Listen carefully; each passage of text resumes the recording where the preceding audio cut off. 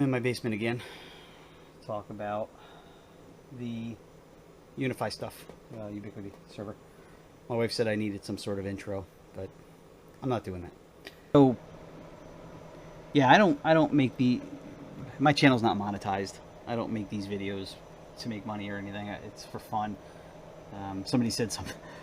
There was a comment in there that said something about I should have a plot plan to show everything out in the yard, and then some sort of map, a network map. I'm not doing all that. I make these videos hopefully to help people.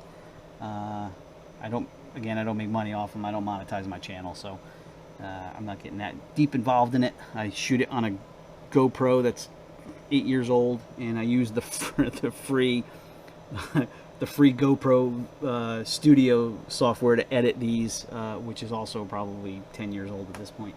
I still have it on an old computer, so or I found the OSI files online to put it on a new computer at one point. So yeah, this is not a super high production value channel for me. I'm stealing stuff off YouTube all the time. I get help from people, so I just post these things to try to help some people out. If they're helpful, great. If they're not, go screw. I don't really care. So yeah, so this is more questions about my UNIFI setup. So I will get into that in this video. And I try to respond to everybody on the other videos by typing, but some things are probably better shown than try to explain by typing. So I'm a horrible speller as well, so. There was a question about the optical network. Yeah, I keep forgetting what the T is for. Terminal? Optical network terminal? Optical network transfer? Optical network terminal? I don't. Anyway, the ONT. I came out of the Verizon ONT with just a Cat 6 that goes directly into my router, right? So I guess some people had a question about not using this, which I still have because I bought. This is the FiOS, the FiOS gateway, right? Don't worry about that password because I don't use it. Anyway, this is the G1100, I think, which like I said, I bought this because I didn't want to lease it because I figured I'd have it forever. But you don't need this, actually, I found. And I didn't even need it. I don't have set-top boxes anymore, the STBs. I don't have cable, so to speak. I do everything streaming now. Clearly, I do everything streaming. So yeah, I don't use this anymore. And when I was using it, obviously the coax was hooked up. Coax was hooked up. So the question was, how did I stopped using that even when I did have set-top boxes. And the question was, how did I make that work? I don't know. It just worked. So I do have this setup still sitting here a little bit. So I'm going to walk through this, how it worked, right? This is the coax distribution. This all goes out to all the coax hookups in the house. But this was the distribution. This connection block, this was provided by Verizon, by FiOS when they came and hooked everything up. I originally had something else, Comcast. So Verizon came, put this in. On the bottom of this, I don't have my flashlight with me. Oh well. Hopefully this is bright enough. On the bottom of this, there's this connection on the bottom. This runs out, and it came all the way up somewhere, right to here, right? And then this was plugged in. This came up, and that's another issue. This came up and plugged into the ONT right here. So what I did was I had this left. This was connected somewhere. There was a little piece of cable here somewhere, but I guess I got rid of it. This this was connected to this. Came down, connected, went all the way through, connected into here. That was the only connection I had, and that went to the living room STB, set-top box, which was the big one, which was the big box, and they call that the media server. Verizon does, because I know, well, it was labeled media server when I logged into UNIFI and saw all the devices. It said something like media server on it. So the media server, the main box, needed coax. It actually worked without the coax, but I didn't have any kind of programming information. So when you go to the guide, there was nothing in the guide. You could still watch TV, but there was nothing in the guide when I didn't have this hooked up. Once I hooked this back up, it got information from the guide. So this was hooked up to the main set-top box with coax, and then the main set-top box was also hooked up to the rack through Ethernet, right? So it had an Ethernet connection to it, also, and then I had two other set-top boxes, the little tiny ones. I don't know how many people have FiOS. There were some questions, so people have FiOS. The little tiny boxes that were at the other televisions, they were only hooked up with Ethernet, with Cat 6 or RJ45, and they worked. And all I did was I took the coax off of them, I plugged the Ethernet into them, and turned them, powered them down, power cycled them. When they powered back up, they got a connection through Ethernet, and they were talking to the media server. Now, what I did find was the media server had to also be plugged in to the network through Ethernet cable, and had to be on. Because if the media server wasn't on, then the set-top boxes wouldn't work through coax. Where I think if there was no power to the big set-top box, the media server, the other one still seemed to work, if I remember correctly. So clearly the set-top box, the big media server, gets information from the ONT through this line out to the main box, and then that box can communicate out to the other boxes through Ethernet. That's how it worked. That's how I had it done, and I got rid of the gateway. Really, what I'd like to do is get rid of the ONT. I think there's a possibility I can get rid of this, and I can take this fiber line, and I can take fiber directly. I can take fiber directly to the router, and then get rid of this ONT. I think that's possible. I haven't pulled this fiber line out yet. I don't know what the connection is. It's probably like, I don't know. These are all LC to LC. These are all LC connections. I don't know what that connection is. So I got to figure that out. See if I can do that. I might experiment with that and see what happens. I'll follow up with that. And then the other comment was about cooling this. So this system, this is all in the basement. It never gets much over, like, I don't know, 70 degrees down here. So what is it right now? 72. So I have this little cheapo indoor-outdoor thermometer, which I keep over here. So this tells me, the indoor is the basement temperature. This out, which is running at 81.5, 82 degrees, this is this little cable right here. And this little cable runs up, over, and then I just stuck it in the back. So there's actually a temperature sensor in the back there. And I just come down here and look at that every now and then. So in the back of that server, the rack is almost 82 degrees. Not the end of the world to me, I don't think. Also, some people made comments about stacking these, that they're all stacked. They're all stacked because it's a small rack and I don't have any other room to spread them out. I have one rack, one or 2U space left, but I also have the Sonos in here. I guess I can move that, but yeah, so they're stacked. I noticed that all the fans on these, I mean, I guess they're designed to be stacked, aren't they? Because all the fans are on the sides or the back. and all the inlets, air inlets, are on the sides as well. So yeah, I don't know. I watched the temperatures in the UNIFI network management software, UNMS, and these never really get hot. So and it's been, I don't know, this particular rack's probably about a year now. I'll have to post a picture. I'll have to post a picture of what I started out with.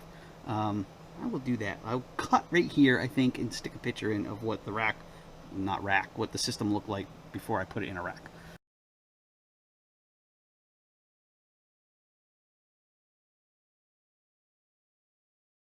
Well, what it looked like when I first started. Anyway, yeah. So they don't overheat. They haven't overheated. This rack does have two active fans in the top of it, and these, you can probably hear them running. Well, you probably can't distinguish between the different fans, but there are two fans up here that are running. There's one there, and I forgot my flashlight. There's one there from the top. You can probably see, there's one right here. I try not to block them with the servers, and then there's one over here.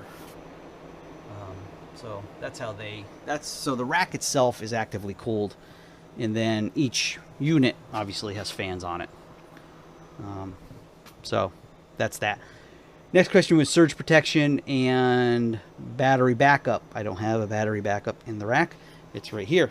This is a APC 1500 VA, I guess, volts, amp, watt hours. I don't know what the 1500 stands for, but it's a big one. This thing weighs freaking 40 pounds or something. And I guess I can look. 300 watts. Estimated runtime.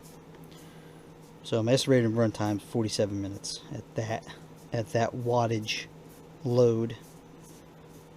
That counts down a little bit when I do pull the plug on this. I've had to do that on occasion to move stuff.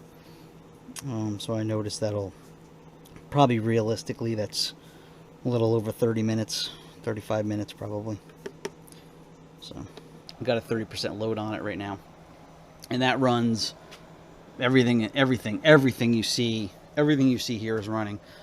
And then this is powering the PoE switch. So if the power goes out, my cameras, my APs, wireless access points, will all stay running.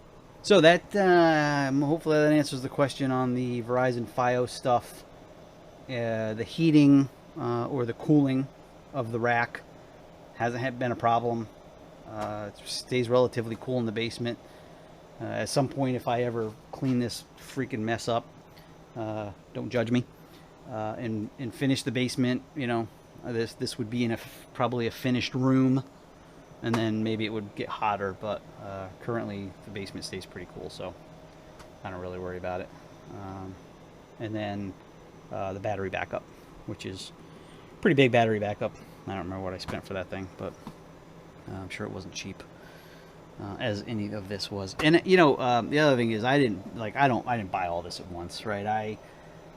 I think I mentioned in another video, or maybe in a comment, I started with like two of those 8-port 150 watt switches. That's how I started, and then I needed more ports and more ports and more ports, so I bought a bigger switch. There was a 16-port switch down here. Somebody asked me about the just getting a 148-port switch, 148-port switch to handle basically everything here with the POI. Once I realized that I needed more ports on the switch, I looked and I said, well, I need more ports, but I don't need power over internet on all those ports. So I wound up just buying a 24-port non-powered switch, which saves some money. The fiber is not that expensive. Fiber's not much more money than a spool of Cat 6. The outside, this one that runs outside, I mean, that would have been, I bought a 500-foot spool of outside Cat 6, and that was way more expensive than like that 300-foot fiber line. Fiber gets expensive with the SFPs, the small form factor peripherals. The SFPs get expensive, because you're not just plugging into a RJ45 connection. You have to buy the SFPs, and the SFPs, I don't even know. There's an empty box. Yeah, so this is a 1 gig SFP. I think I got this from Micro Center. Micro Centers, they actually sell the some Ubiquiti stuff. So this was $22, right? So it's $22 for the fiber on each end before you even buy the fiber, and then the fiber's not that much more expensive. Again, not that much more expensive than Cat 6. So as far as expense goes, these two, the router and the SFP switch, these were the two expensive things. I think this was like maybe $1,000. This was like $500. Yeah, I should probably know that right off the bat. But anyway, you can look those prices up. These are the two expensive ones. In one of my the other video said, it was an overkill network. But I need all the ports. So as far as the switches goes, not really overkill. Yeah, I don't need to piggyback them. I don't need to daisy chain them by fiber. I could have just daisy chained the switches and not had this device, the SFP switch, the XG switch. I'd say this is probably the only overkill in the unit, is the that. I didn't need to run everything with fiber. I don't know how much faster it is. I get some pretty fast speeds across the network. Now I'm just rambling, so if you want to end this video now, feel free. So this is probably the only overkill thing in here. This could be considered overkill. This was, I mentioned in another video too that they don't make this switch anymore. That UNIFI does not make this switch anymore, but you can get it in the Edge series without the display. So it's this switch in black because it's the Edge series without the display. So you can still get this. I keep saying switch. You can get this router. I think, still in the Edge series. The router could be considered overkill as well, but I really did want, at the time, this was the only router that UNIFI made that could do the 1 gig network speed with the intrusion protection, with the IPS turned on. And I do get download speeds of around 800 meg, so I did want this to make sure that with the IPS turned on, intrusion protection system, or intrusion prevention system turned on, I wanted to make sure I wasn't killing my my network speed, my IPS speeds, or ISP speeds, Internet Service Provider speeds. So that's why I bought this one. And so this probably I don't really need this, but it's nice to have the fiber. I feel like it's, it was nice. Oh, and I originally started doing the fiber because I had the 8 gigs, the 8 port switches, and I actually needed all 8. So I wound up using the SFP ports. So I already had the SFP modules, the small form factor peripheral modules, and then I just bought a couple more. So I think that's it. Yeah, that's probably it. So again, thanks for watching. Have any more questions, feel free to ask. I try to get back to the comments as soon as I can. Try to post videos as soon as I can. I always go on YouTube to look for help with stuff, so and I wound up figuring things out on my own. Probably know enough just to be dangerous. So if I can help people, that's awesome. You know what they say, those who can do, those who can't teach. Yeah, I'm kidding. Maybe.